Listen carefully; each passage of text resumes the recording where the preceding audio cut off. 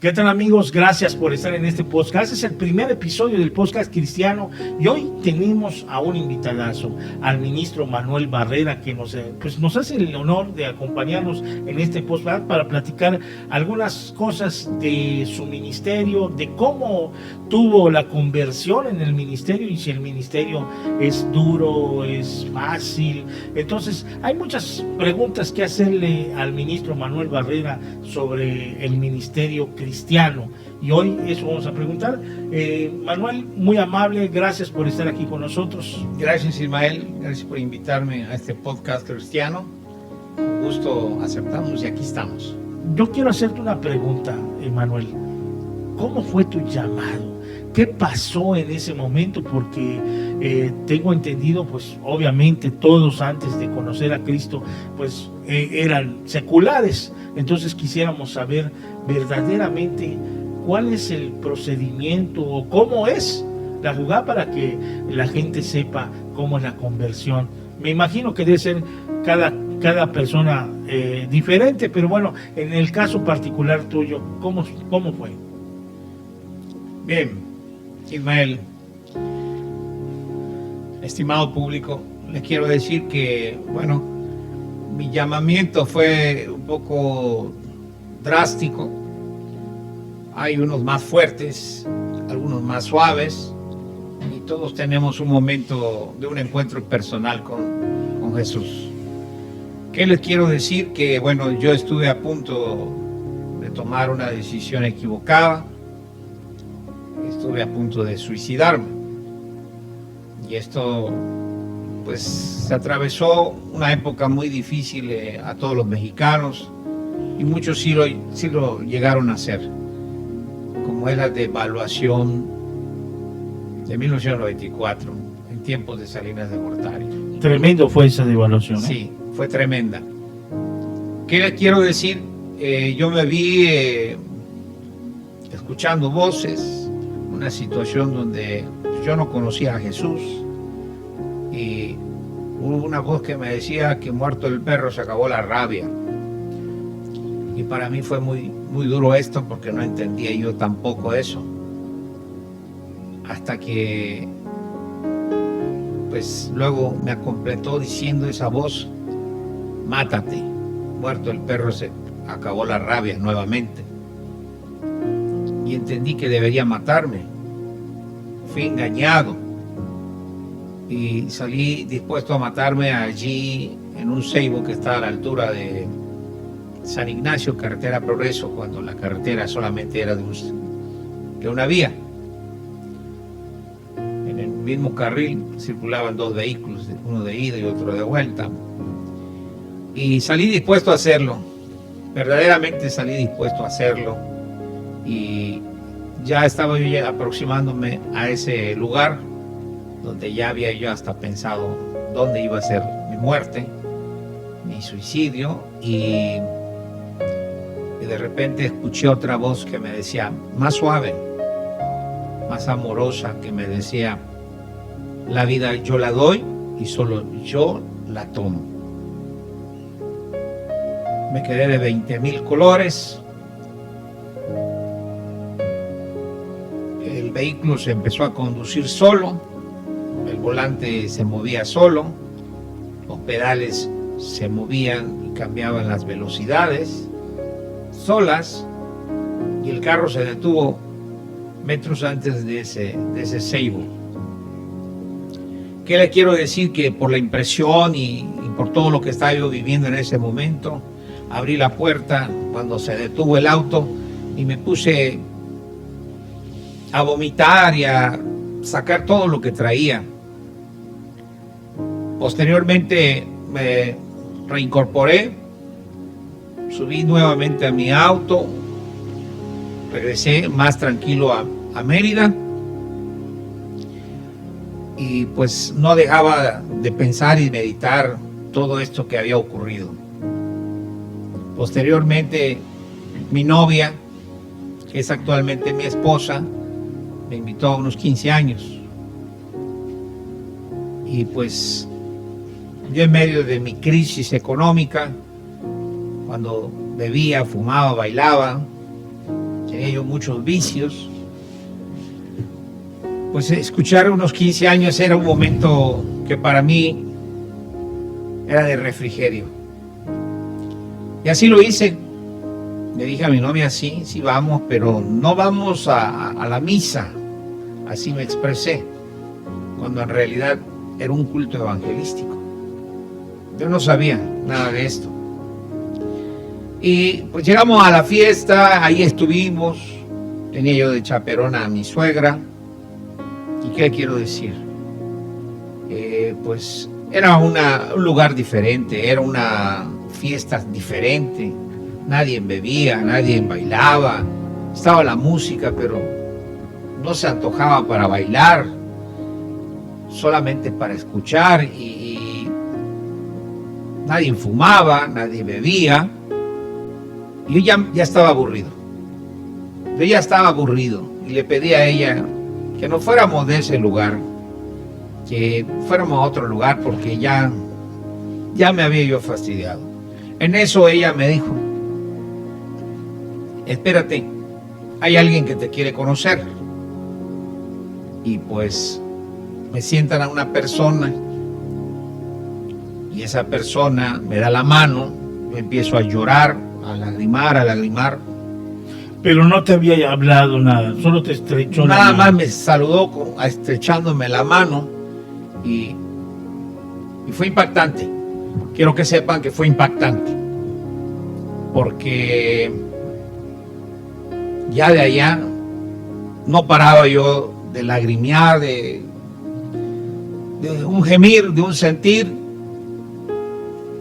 Y ese día yo recibí a Cristo en mi corazón, acepté a Cristo en mi corazón, y ese fue mi primer pastor, Víctor Morales Cérvulo, que en paz descanse y en la gloria de Dios esté. Y les quiero decir que ya de allí mi vida cambió, fue transformada, trastornada totalmente, y que quiero decirle que pues de allí para adelante estamos sirviendo al Señor, escuchando su voz, escuchando sus instrucciones y sirviéndolo a Él en las diferentes áreas donde nos movemos. Oye, tremendo lo que acabas de decir, la transformación de un cristiano. Claro, acabamos de decir que hace un ratito que pues cada quien tiene su diferente modo de transformarse. Hay algunos que, pues como decíamos, oye, a mí no me ha tocado y pues yo nomás recibí a Cristo, pero nunca tuve ganas de suicidarme o tuve alguna enfermedad. Y bueno, qué bueno que a lo mejor no pasaron ese momento escabroso o muy doloroso. Mucha gente se pregunta, secular, aclaro, oye, el ministerio cristiano no le meto porque dicen que es muy difícil y que hay muchos problemas. ¿Tú qué le dirías a esas personas? Pues realmente vivir la vida cristiana es un tiempo de gozo, de refrigerio. Antes se vive uno sin rumbo, sin esperanza. La verdadera felicidad está en Cristo. Cuando ya eres alcanzado por Él, tu vida cambia, tú tienes un mejor concepto de muchas cosas, ves la vida de otra manera. Y pues el libro de Hechos nos muestra claramente que más bienaventurado es dar que recibir. Y sí, es cierto. Cuando tú ya experimentas eso de poder dar al más necesitado algo que tal vez te lo está quitado de la boca, pero ese sentimiento, ese momento, pues es muy satisfactorio. Poder hacerlo, poder ver las caras felices de los niños, de la gente necesitada. Y bueno, cuando uno ya experimenta esto, ¿verdad? Viene una transformación. ¿Qué te quiero decir?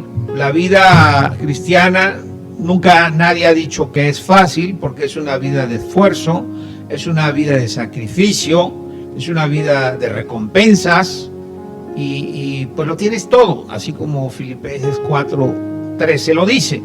todo lo puedo en Cristo que me fortalece. Y así son las cosas, ¿verdad? Unos somos llamados de una manera más sutil, otros más trágico, otros no llegan a ese llamado, fallecen en el intento. Pero ¿qué quiero decirles, amigo que me escucha, amiga que me escuchas? Todo tiene su tiempo. Todos tenemos un tiempo. Y créanlo que hubo alguien que oraba por mí, por mi conversión, que oraba para que en verdad yo fuera alcanzado, y eso sucedió. Llegó el día, llegó ese momento. Y yo no dudo que mi difunta suegra lo haya hecho. Yo no dudo que mi esposa lo haya hecho. En ese entonces era mi novia. Pero bueno, ¿qué quiero decirles? Que todos tenemos una oportunidad, todos tenemos un tiempo. Tiempo de cosechar, tiempo de endechar, tiempo de casarse, tiempo para todo. Y sí, verdaderamente hay que disfrutar la vida cristiana, porque en Cristo las cosas son totalmente nuevas, son totalmente diferentes.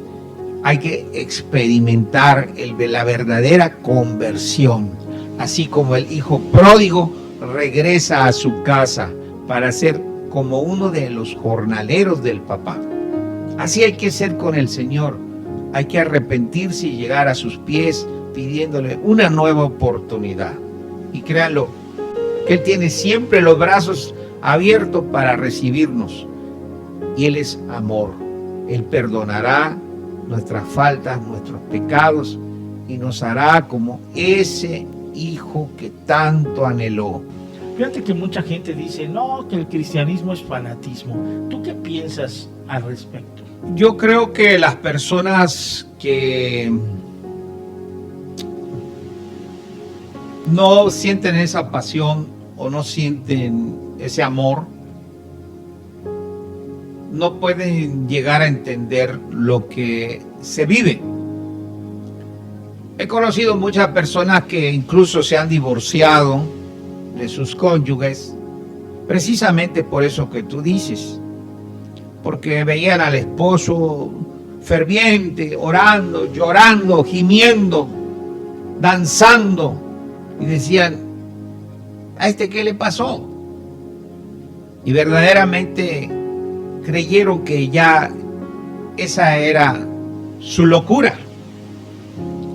Pero bueno, ese gozo, cuando tú lo llegas a experimentar, podrás entender qué es lo que está viviendo esa persona que tú veías. Mientras tanto, para ti va a ser indescriptible. O sea, ¿es fanatismo?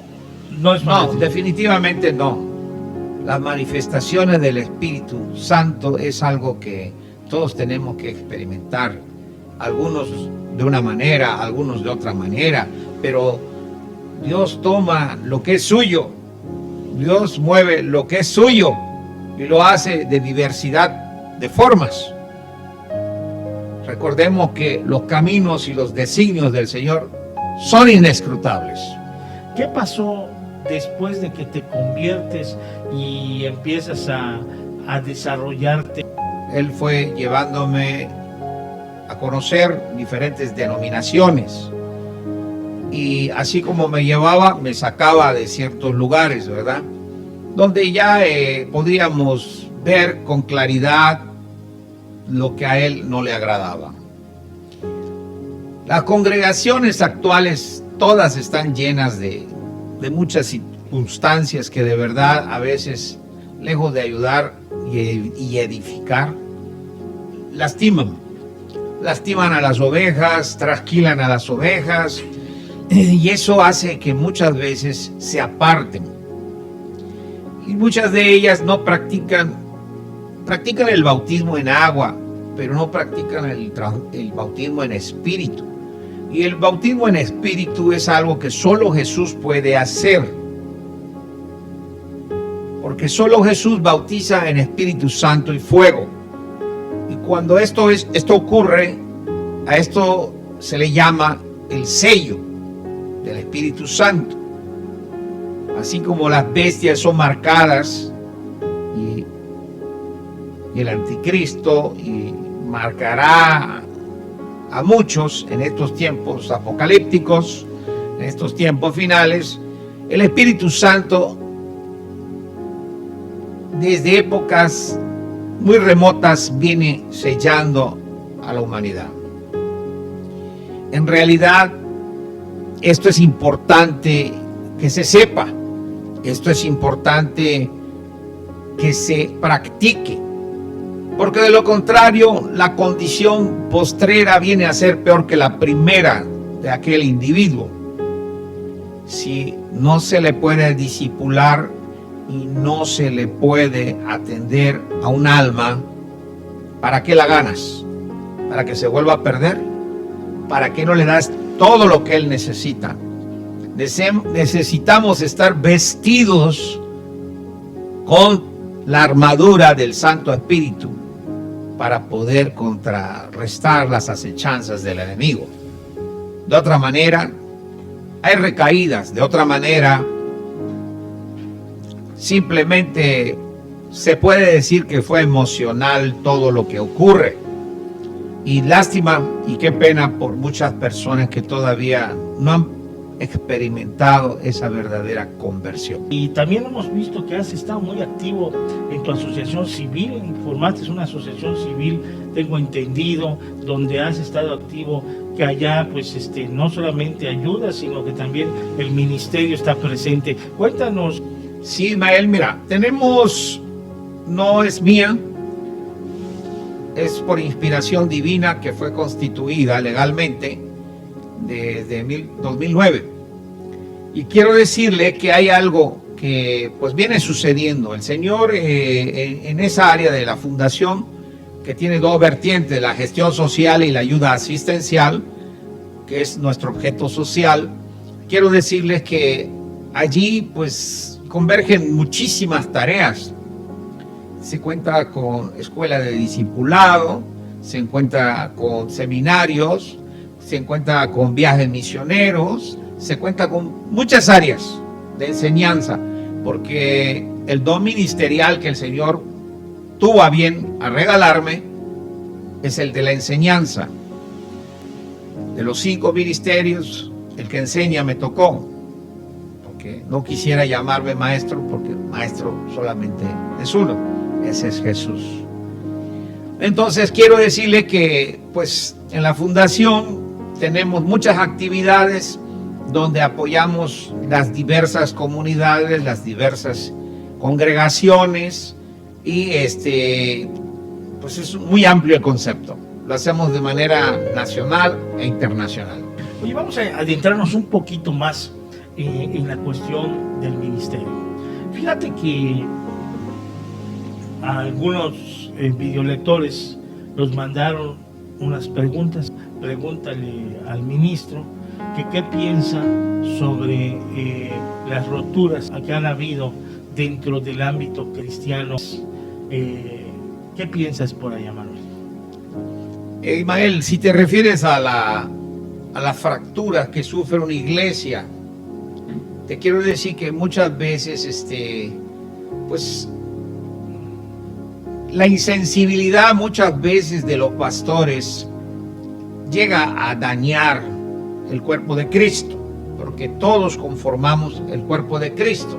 La iglesia es el cuerpo de Cristo, y a veces pues un maltrato, una mala administración, una mala atención o la nula atención provoca que estos se dispersen como las ovejas, ¿verdad? El buen pastor da su vida por las ovejas, y si se extravía alguna, va por ella.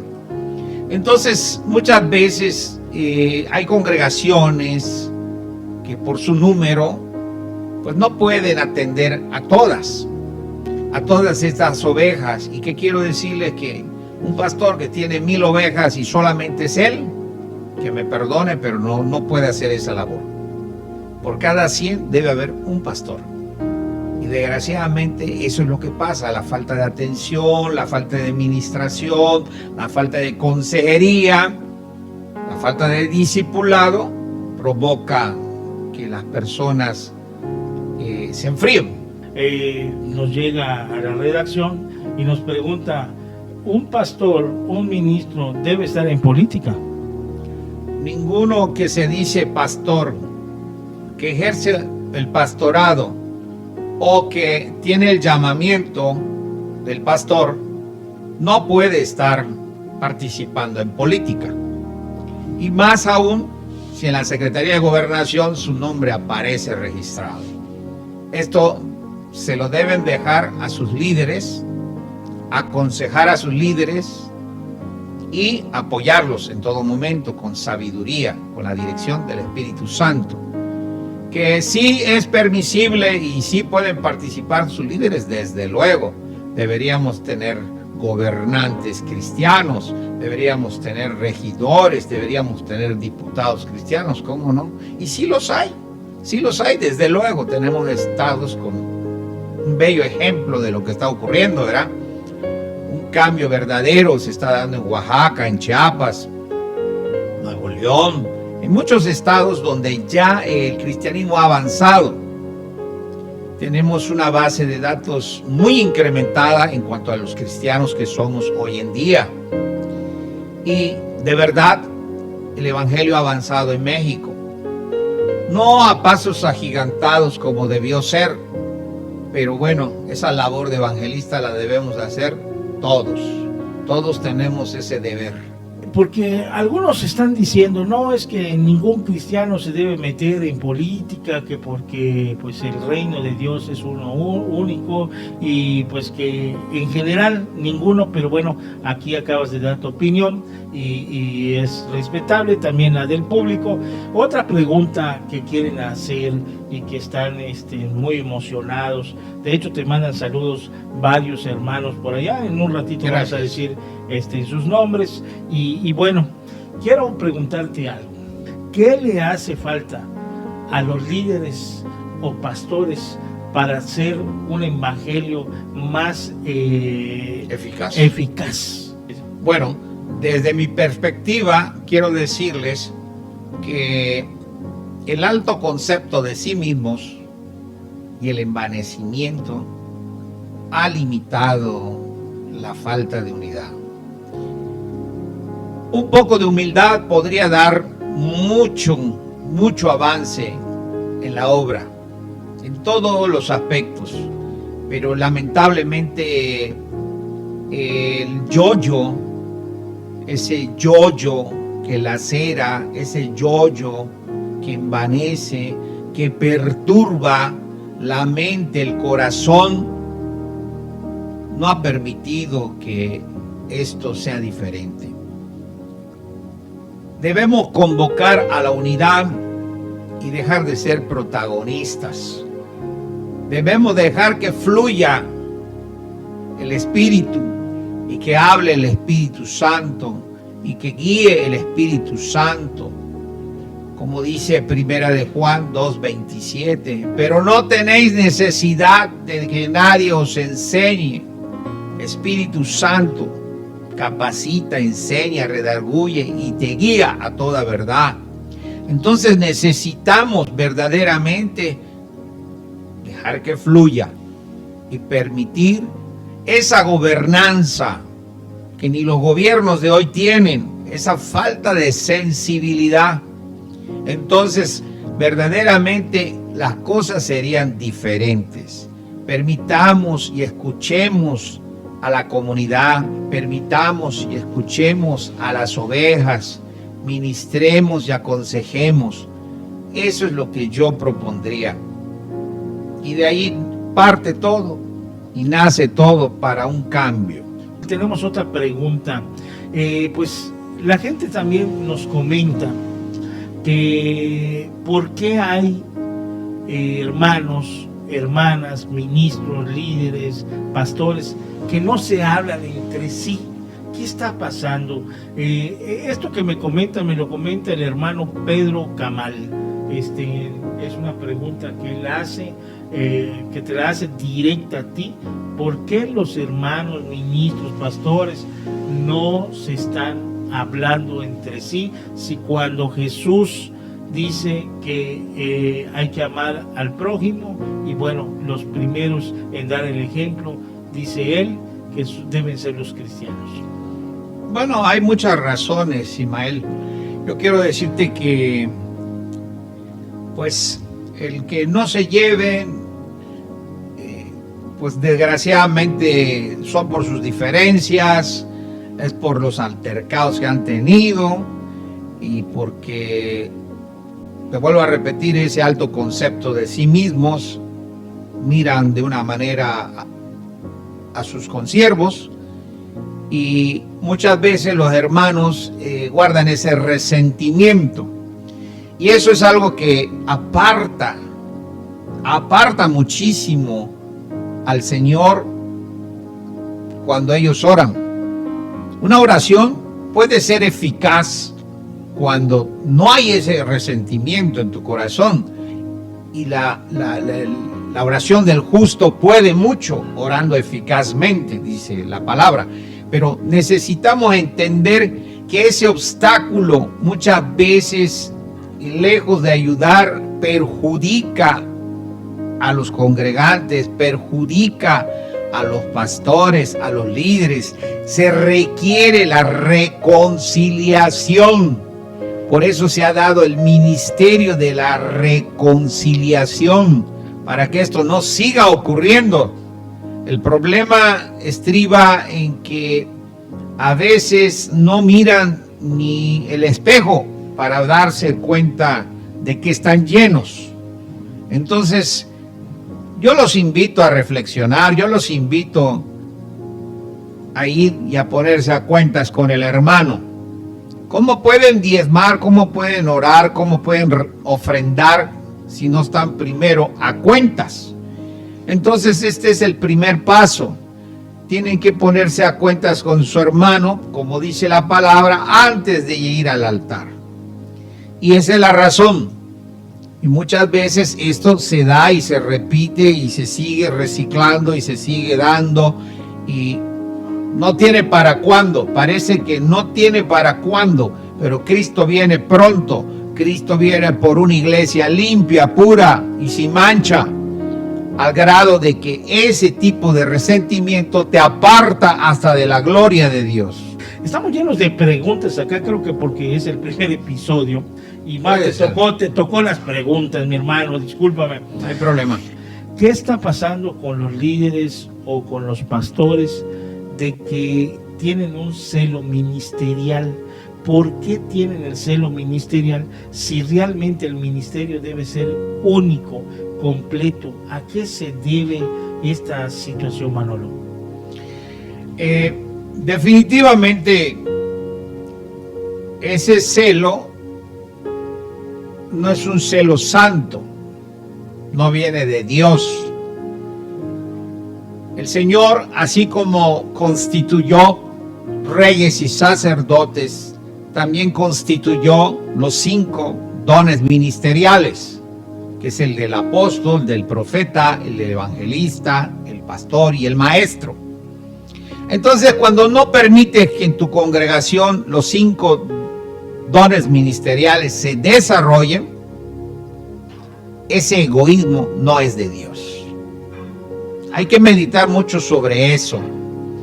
Y precisamente por eso las iglesias no crecen, por ese celo que es meramente diabólico, no es nada divino. Manuel, nos están preguntando por una persona que no quiere que le digamos su nombre al aire, y nos dicen, yo me levantaba en la iglesia cuando veía yo cosas malas y se lo decía al pastor, y a raíz de eso me empezaron a poner como que yo fuera rebelde sin causa. ¿Tú qué piensas sobre lo que dice esta persona? Si realmente eso es lo que está sucediendo o lo que pasa en alguna iglesia cuando tú señalas los errores. Normalmente esto ocurre los pastores llegan a discriminar y a estigmar a las ovejas cuando éstas se fijan y hacen estas observaciones. La realidad es que deben considerarse todas estas observaciones, ya que el Espíritu de Dios capacita, enseña y muestra y revela.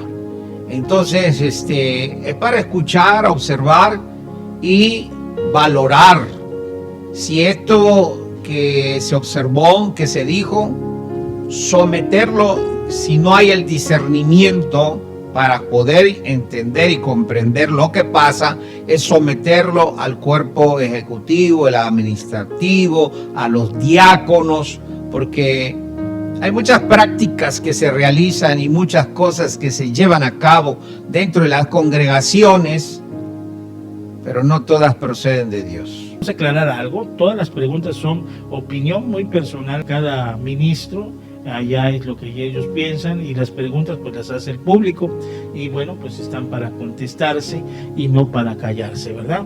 Ministro, nos da gusto, ya estamos en el final de este podcast, nos da gusto que hayas venido y que hayas tomado esta invitación, es un honor de verdad tenerte.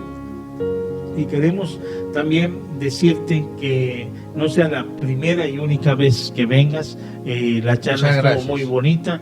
Y queremos también que nos digas si tienes algún negocio, dónde te pueden localizar, cuáles son tus redes sociales, para que pues la gente que te quiera contactar, pues allá esté. Allá está el ministro Manuel. Adelante. Gracias, Ismael. En verdad, pues muchos me conocen. Soy contador público y con otras profesiones, y quiero decirles que, bueno, damos servicios integrales a empresas, y hace 2 meses nos invitaron a trabajar en un grupo empresarial a nivel nacional, donde impulsamos y ayudamos a comercializar productos y servicios de mucha gente, sobre todo que ahora con la pandemia se han paralizado. Y quiero decirles que, bueno, sí, además de eso, ministramos, damos enseñanzas en discipulados, vamos a hacer liberaciones, vamos a orar por los enfermos, vamos a los hospitales, y asimismo, a nivel, ya sea Zoom o a nivel llamada telefónica, de muchos países y de muchos lugares nos hablan para orar por enfermos, interceder, y además de esto tenemos desde hace ya casi 7 años un grupo de pastores, de 45 pastores, que estamos orando a las 3 de la mañana todos los días por todas las necesidades y todas las personas que así lo solicitan, y aunque no lo soliciten, oramos por Israel, oramos por todo el mundo, por todas las necesidades, por todas las crisis, por todas las situaciones por las que estamos pasando la humanidad, y no descartamos ninguna petición. Oramos por todas ellas y las ponemos día a día en el cáliz de oro de nuestro Señor Jesucristo. Quiero hacerte una pregunta. Fíjate que una labor muy loable, la labor muy grande también, es la de ir a los hospitales, y en este caso me acuerdo que en alguna ocasión te vi pasando por allá, te vi en un hospital que es el Hospital Uram. Allá estabas apoyando a otro hermano, no me acuerdo, creo que es Abel Luna, ¿sí? Si no me equivoco. ¿Cómo te sentías en ese momento? ¿Había mucha necesidad en ese momento que estabas allá? Porque veíamos que estabas alzando las manos y bueno, intercediendo como le llaman, como le llamamos todos, ¿no? Cuéntanos cómo estuvo esa experiencia antes de retirarnos, porque realmente sí es muy importante preguntar esta situación que pues llama mucho la atención, y que muchos cristianos no saben que hay veces ir a un hospital que conlleva, qué responsabilidad hay. Cuéntanos.